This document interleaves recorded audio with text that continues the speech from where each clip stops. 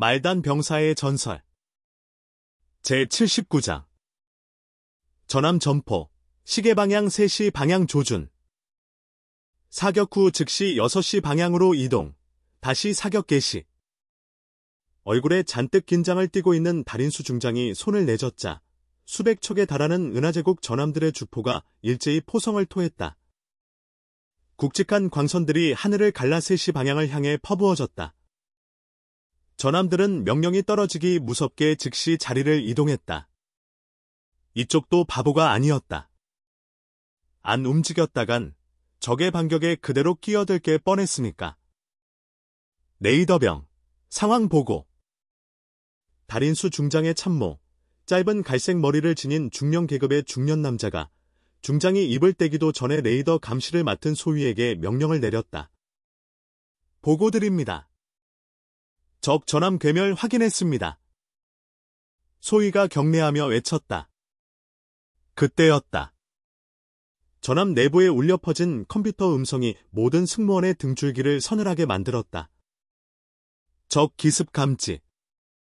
시계방향 5시 방향에서 접근 중 충격에 대비하십시오. 말이 끝나자마자 함선 내부는 일순간 소란스러워졌다. 모두가 제자리에 복구하며 안전벨트를 조였고 손에 닿는 물건을 꽉 움켜쥐었다. 바깥에 있던 호위함들은 반사적으로 달인수 중장이 탄 기함 앞으로 날아가 방어 진영을 펼쳤다. 순간 스크린에 강렬한 섬광이 번쩍. 기함이 심하게 한번 흔들렸지만 다행히 큰 피해는 없었다. 그러나 누구도 안도하지 않았다. 지금 저 섬광 한 번에 제국 전함 열대척이 연기처럼 사라졌다는 걸 모두가 알고 있었으니까?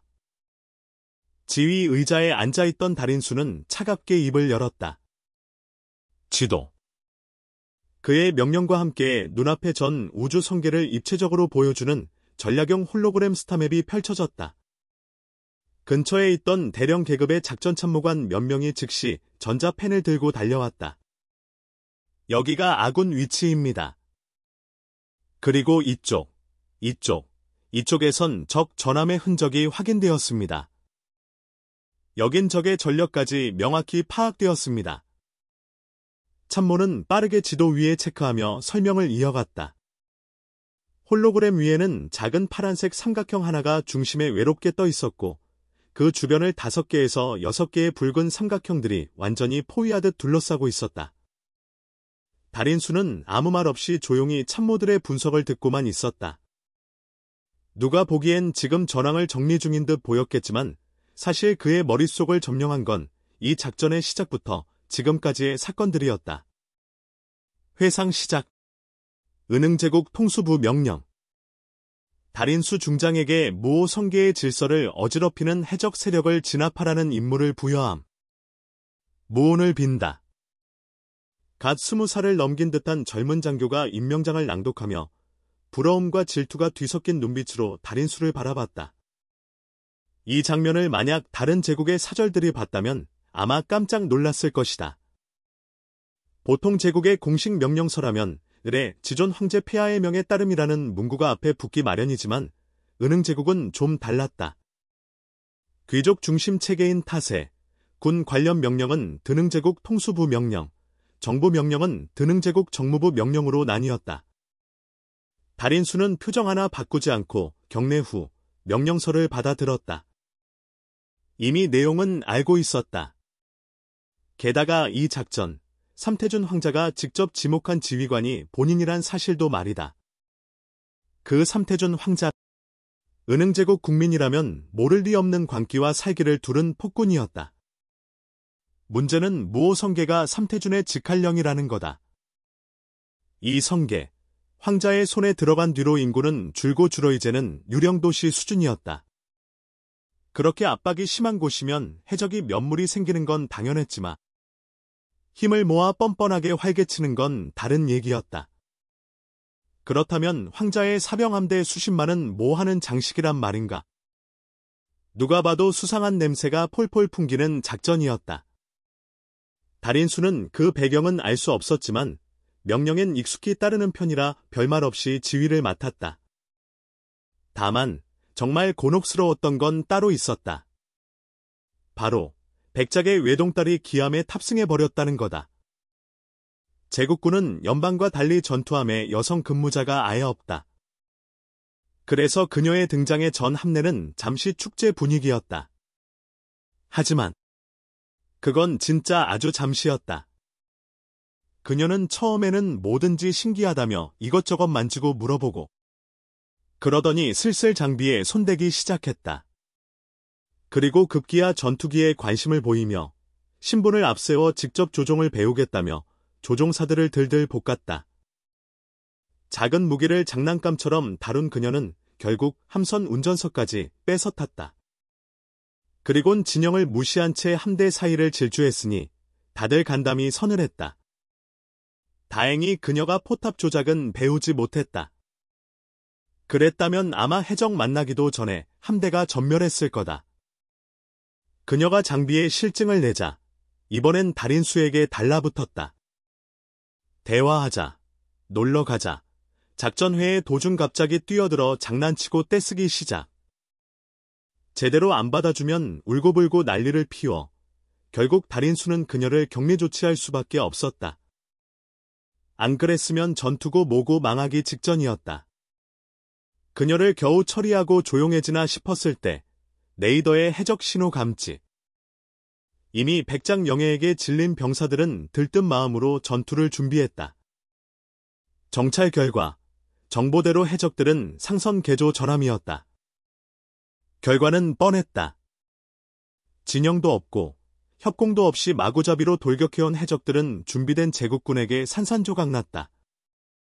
하지만 모두가 승리의 도취의 경계를 푼 그 순간 갑자기 정체불명의 고화력 전함들이 사방에서 나타나 제국군을 정신 못 차리게 만들었다. 단 한순간에 전력의 3분의 1이 증발해버렸다. 달인수와 각 함대장이 필사적으로 전열을 재정비하지 않았다면 이미 전멸했을 것이다. 결국 살아남은 병력을 소행성 지대로 옮겨 게릴라전을 벌였고 운 좋게도 효과를 보긴 했지만 문제는 그 주변이 전부 그 정체불명 함대에게 포위당한 상황이었다.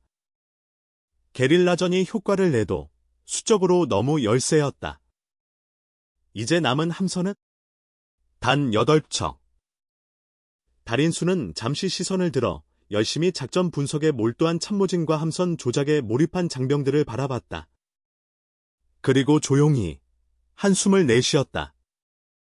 아무도 입 밖에 내진 않았지만 모두가 알고 있었다. 이 적들, 삼태준 황자의 사병 부대였다. 달인수는 애초부터 삼태준 황자가 자신, 즉 연적을 제거할 계획이라는 걸 예상하고 있었다. 하지만 아무리 그래도 삼태준이 백작 영예가 기암에 타고 있는 걸 뻔히 아는 상황에서 이 정도로 무자비한 공격을 퍼붓는 건 전혀 예상 못한 수였다. 이 정도 환역이라면 생존자는 존재할 수 없다. 백작 영예가 이 전투에서 목숨을 잃기라도 하면 그는 곧장 백작과 원수지간이 된다. 삼태준이 정말 백작과의 관계가 더 이상 필요 없어진 건가? 그 생각에 달인수의 미간이 갑자기 꿈틀였다. 그는 퍼뜩 깨달았다. 그동안 그렇게 백작에게 잘 보이려고 애쓰던 삼태준이 왜 갑자기 이토록 노골적인 반발을 할 수 있었는지. 이유는 단 하나 황제가 백작을 숙청하려는 수순에 들어간 것이었다. 그렇지 않고서야 그렇게 자기 병력을 아끼기로 유명한 삼태준이 감히 이만한 손실을 감수하며 공격을 할 리가 없다. 단 며칠간의 게릴라전으로도 이미 삼태준의 병력 중 10,000명이 넘게 전사했다. 전력의 10%가 증발한 셈이다. 황제의 명이 없었다면 삼태준은 절대 이런 모험을 하지 않았을 것이다. 황제가 만약 이렇게 말했더라면 백작과 공작 중 누구든 제거하는 자에게 태자 자리를 주겠다. 그랬다면 황자들은 뭐든 갖다 바칠 판이다. 권력의 향연은 피도, 정의도 필요 없는 법이니까. 황제가 움직였다는 건 제국 수도 상황은 이 전선보다 훨씬 더 험악하겠군. 친구야, 제발 무사히 살아남아줘. 달인수는 마음속으로 그렇게 중얼거렸다. 그에게 있어 백작은 충성의 대상이긴 하지만 감정적으로 크게 엮인 인물은 아니었다. 오히려 그는 자신의 오랜 친구, 그리고 유일한 동지인 강세진을 더 걱정했다. 달인수는 강세진 앞에서 백작과 공작을 여러 번 비판한 적이 있다.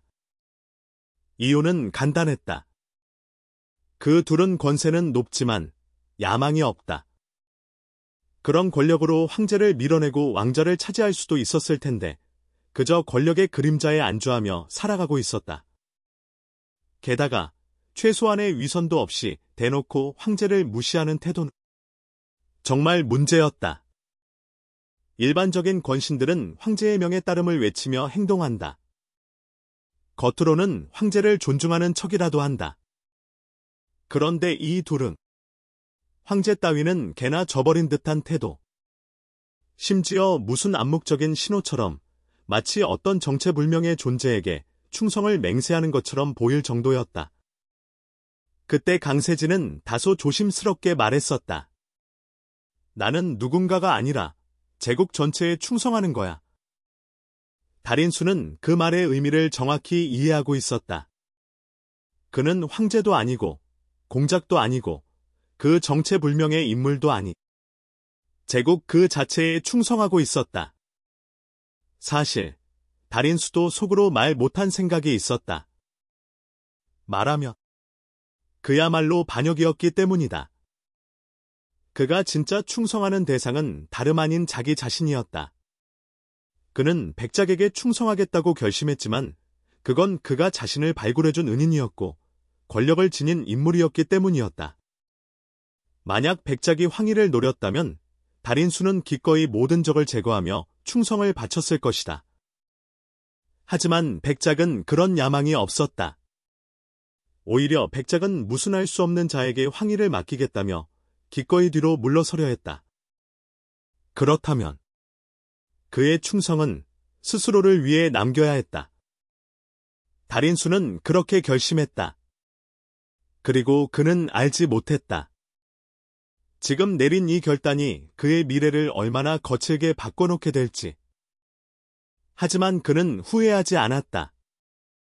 나 자신을 위해 싸우는 것, 그건 후회 따윈 없는 길이다. 그의 눈빛이 다시 또렷해질 때 네이더병의 급박한 외침이 들려왔다. 장군님! 적군이 갑자기 퇴각했습니다. 달인수는 정신을 집중하며 스타맵을 바라봤다. 방금 전까지만 해도 포위망을 형성하던 빨간 점들이 하나둘 빠르게 사라지기 시작했다. 불과 몇 초 만에 적군은 레이더에서 완전히 사라졌다. 그가 무슨 상황인지 묻기도 전에 다시 한번 레이더병의 비명 같은 보고가 울려 퍼졌다. 보고. 레이더 유효 범위 내에 미확인 함대 2만 척 진입. 방금 전까지만 해도 환호할 뻔했던 승조원들의 얼굴에서 웃음이 싹 사라졌다.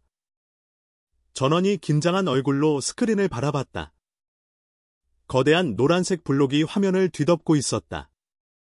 레이더가 상황을 외치자 전산 시스템이 자동으로 적 함대의 데이터를 정리해 보여줬다. 그리고 그 수치를 본 모두는 숨을 삼켰다. 3등급 이하 전함 없음. 전부 1, 2등급의 대형 전함. 말도 안 되는 정의 함대였다. 이제서야 왜 방금 전까지 공격하던 적이 갑자기 퇴각했는지 이해가 됐다. 이런 괴물 같은 함대 앞에서 누가 남아 싸우겠는가? 제국군의 전함 분류는 연방처럼 복잡하지 않다. 주포가 100문 이상이면 1등급, 80문 이상이면 2등급, 60문 이상이면 3등급, 40문 이하부터는 5등급, 그리고 그 아래는 모두 6등급으로 퉁친다. 2만 척이 전부 1, 2등급 전함이라니 달인수는 아득한 얼굴로 중얼거렸다. 그때 통신병이 고개를 돌려 말했다. 보고드립니다. 상대 측에서 통신 연결 요청이 있습니다. 수신하시겠습니까? 모두가 숨을 죽였다. 이건 고민할 만한 일이었다. 하지만 달인수는 단 한치의 망설임도 없이 말했다. 연결해. 통신이 열리자 화면에는 어깨까지 내려오는 금발머리, 유쾌하게 웃는 얼굴. 하지만 어디선가 건달스러운 분위기가 묻어나는 청년이 등장했다. 그는 은흥제국 중장 계급의 견장을 달고 화면 너머로 손을 흔들며 말했다. 요 형씨. 요즘 잘 지내셨소? 그 목소리를 들은 함선 내 모든 승조원들이 허탈한 듯 의자에 풀썩 주저앉았다. 그는 바로 달인수와 어깨를 나란히 했던 제국의 쌍벽, 강세진 자작 중장이었다. 달인수는 입꼬리를 살짝 실룩이며 평온한 말투로 대답했다. 그럭저럭이야. 남은 건 500도 안 되지. 그러자 화면 속의 강세진은 정색하며 과장된 리액션을 보여줬다. 그게 그럭저럭이라고. 전력 500도 안 남은 상태로 무려 4일 동안 포위당하고도 10,000명 가까이 적을 쓸어버렸는데. 야, 그게 사람 소리냐? 나였으면 시작 5분 만에 널널하게 전사했을걸? 내 녀석. 진짜 너무 겸손하다. 너무 겸손한 것도 교만이야. 교만. 그는 손가락을 좌우로 흔들며 너스레를 떨었다. 달인수는 피곤한 눈으로 쓰러져 자고 있는 부하들을 바라보며 한숨을 내쉬었다. 보급, 수리, 항법 지원 좀 해줘. 이 녀석들 며칠째 눈도 못 붙였어. 강세진은 고개를 끄덕이며 말했다. 별표 달았어. 일단 이쪽으로 넘어와. 내가 이번에 구해놓은 별표 끝내주는 술이 한 병 있는데 아주 죽여준다니까? 달인수는 그 말에 피식 웃으며 고개를 끄덕였다. 무슨 말을 더 하겠는가? 지금은 그저 숨 좀 돌릴 시간이 필요했다. 강세진의 기함, 지휘실. 달인수가 강세진이 건넨 술잔을 받아들자마자 곧장 질문을 던졌다. 제국 수도 상황은 어때? 강세진은 웃으며 되받았다. 그걸 언제쯤 물어보나 했네. 그는 한 모금 들이켜곤 능청스럽게 대답했다. 한 글자로 말해볼까? 혼돈. 2글자. 엄청난 혼돈. 3글자. 진짜 엄청난 혼돈. 4글자며. 됐고. 달인수가 손을 내저었다. 혼란하단 건 알겠고 도대체 얼마나 망가졌다는 건지나 말해. 강세진은 또 한 모금 마시고 나서야 진지하게 입을 열었다. 내가 떠난 첫날부터 제국 수도 전역에서 노예 대폭동이 터졌어. 거의 1,000,000명 규모였지. 그런데 더 웃긴 건 경찰도, 정보국도 이걸 전혀 감지 못했다는 거야. 징조조차 없었다고. 그래서 2 부서 다 갈렸겠군. 달인수가 눈썹을 치켜들며 말했다. 그곳은 제국 수도의 안보와 정보 전체를 쥐고 있는 핵심 부서였다.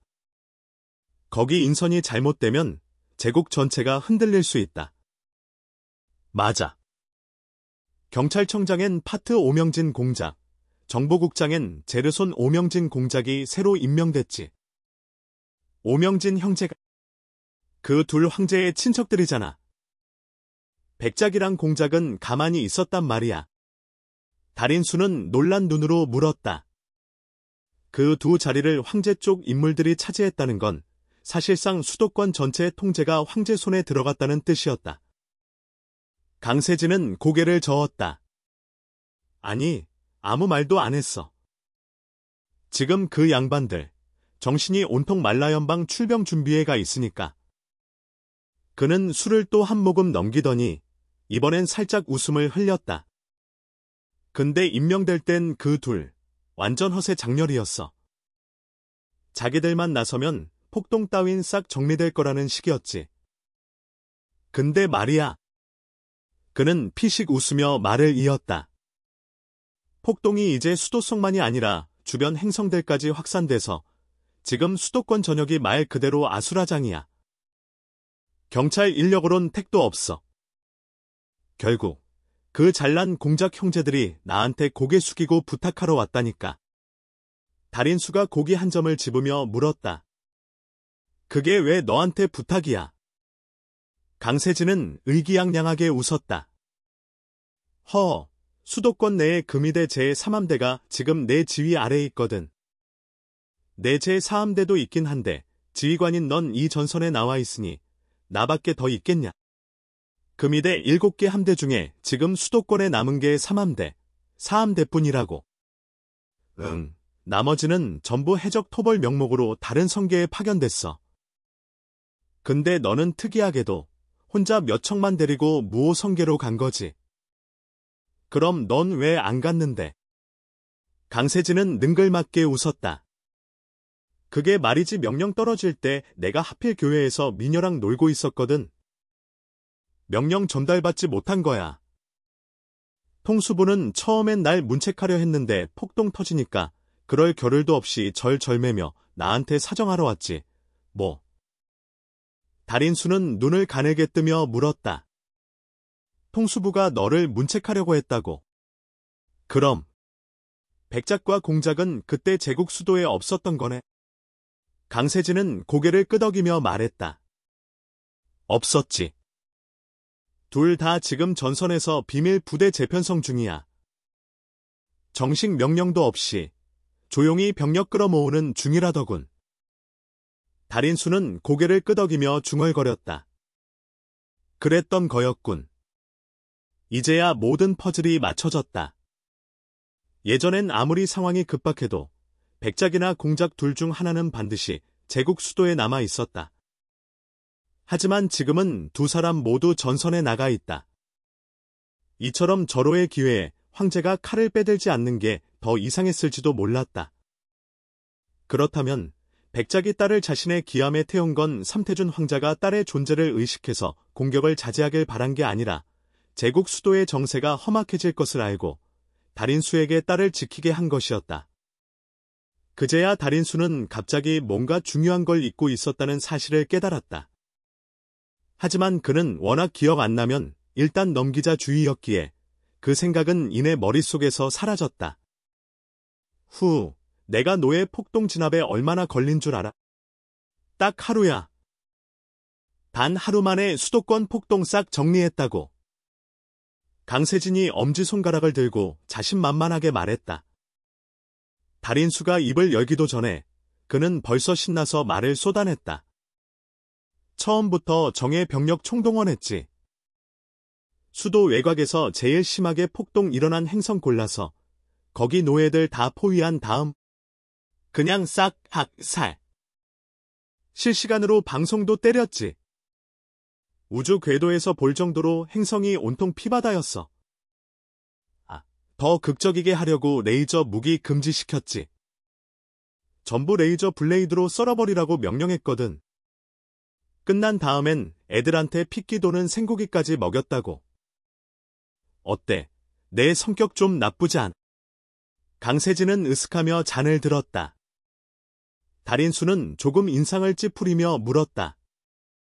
그래서 딱 행성 하나의 노예만 학살하고 그 영상 하나만 전송해서 폭동을 잠재운 거야.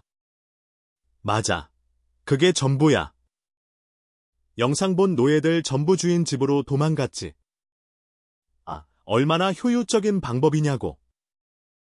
달인수는 씁쓸하게 고개를 저으며 말했다. 그 방법은 일시적인 진압일 뿐이야. 다음에 또 폭동 일어나면 훨씬 더 심각할 거다. 너라면 처음부터 폭동 참가자들 전부 죽였어야지. 강세진은 웃으며 말했다. 에이, 귀찮잖아. 다 죽이려면 열흘은 걸릴걸? 어차피 또 반란하면 또 죽이면 되지 뭐. 달인수는 고개를 저으며 한숨을 내쉬었다. 역시 너, 마음이 너무 약해. 그때 강세진이 흥미진진한 눈으로 몸을 앞으로 기울였다. 그보다 너 왜 내가 여기까지 온 이유 안 묻냐? 달인수는 피식 웃었다. 네가 말할 때까지 기다리는 중이었지. 강세진은 툴툴거리며 말했다. 이놈아, 또 속았잖아. 내가 폭동 다 정리하고 나서 널 찾았는데 연락도 안 되고 며칠째 행방불명이라 느낌이 쎄한 거지. 그래서 제3함대랑 제4함대 끌고 너 찾으러 왔다고. 제4함대도 같이 왔다고. 근데 왜 못 봤냐? 달인수는 놀란 얼굴로 물었다. 사실 놀란 건 제4함대가 따라왔다는 사실 자체가 아니라 그 함대를 어떻게 강세진이 움직였냐는 것이었다. 제4함대는 자기 외엔 누구 명령도 듣지 않도록 훈련되어 있었다. 이건 좀 심각한 사안이었다. 군 내부 통제에 금 가고 있는 것 아닌가? 아휴, 그건 말도 마라. 나야 같이 오고 싶었지? 근데 애들이 내 명령 아니면 절대 안 움직인다고 버티는 바람에 지금도 수도권 외곽에서 대기 중이야. 강세진은 쓱 다가와 소근거리듯 말했다. 형씨 좀 대단한데? 아마 백작도 내 함대는 못 건드릴걸. 달인수는 피식 웃으며 똑같이 낮은 목소리로 답했다. 네가 더하지. 공작도 제3함대엔 손 못 대잖아.